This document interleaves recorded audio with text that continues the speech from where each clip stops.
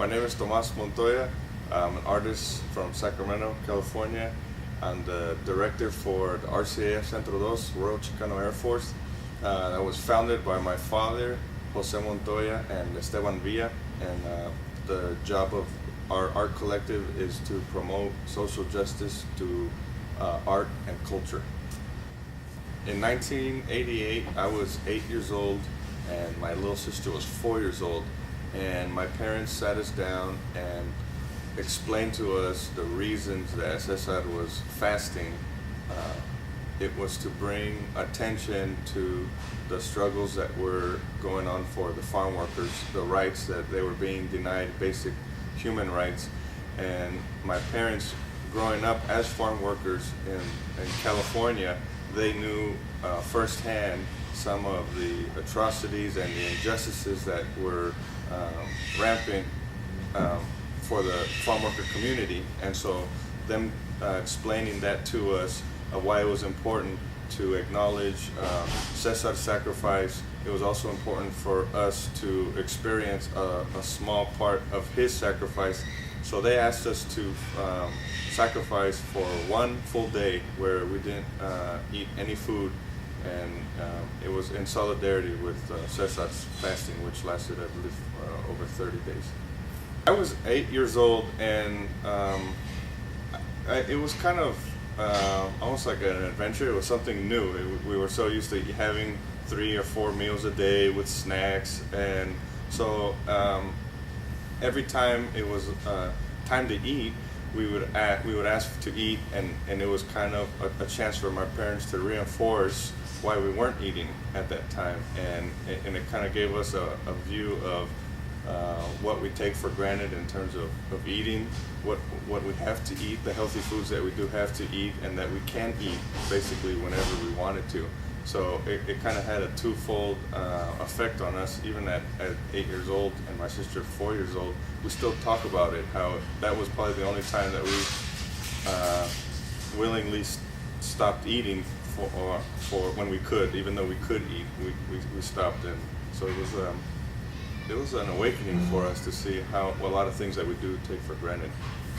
I think a lot of people my age, I'm almost 30,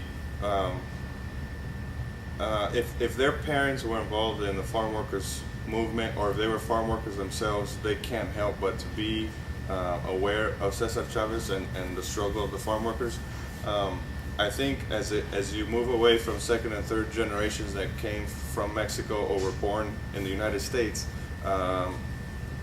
Cesar is in some of the history books, but not all of them, and so they kind of get not the full version, not the full struggle of what Cesar and the Lotus Huerta and the farm workers actually did.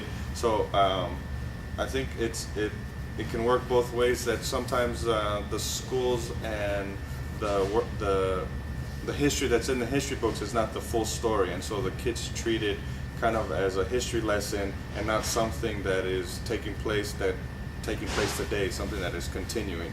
And I think that's a negative effect, to have kids say, yeah, we studied Cesar Chavez last semester, as if it's something that has passed, as if their struggle has something that has passed. So I think their awareness could be broadened by giving them exposure to the struggles that are continuing today for farm workers. When I found out about the passing of Maria Isabel, the RCAF was contacted by the UFW because there was going to be a march that was being planned to come to Sacramento to acknowledge the passing of Maria Isabel, who passed away from heat exhaustion. The RCAF was asked, as they have been asked in the 40-year history relationship with the UFW, to paint signs for the marchers that were coming to Sacramento. So myself, as being the director and asking the artists of the RCAF to come together to make posters, they asked us to make 1,000 posters. I felt really good because I was able to bring my 5-year-old daughter out with us to paint the posters, and in the process of painting the posters for the marchers, I was able to then pass on to my daughter, who asked, why are we painting these posters, who are we painting it for? And at 5 years old, it felt awkward to explain to her that we were painting these signs for a young lady who had passed away working in the fields. And I was surprised to see how quickly she grasped onto the concept of the unfair working conditions that were happening in the fields. And so it was a chance for me to bond with my daughter and kind of pass on the lessons that had been passed on to me, of being aware of social inequalities that happen outside of where we live and where we work. And to this day, she still sees signs when there are protests or marchers, and she reminds me that they're doing the same thing that we were doing for Maria Isabel.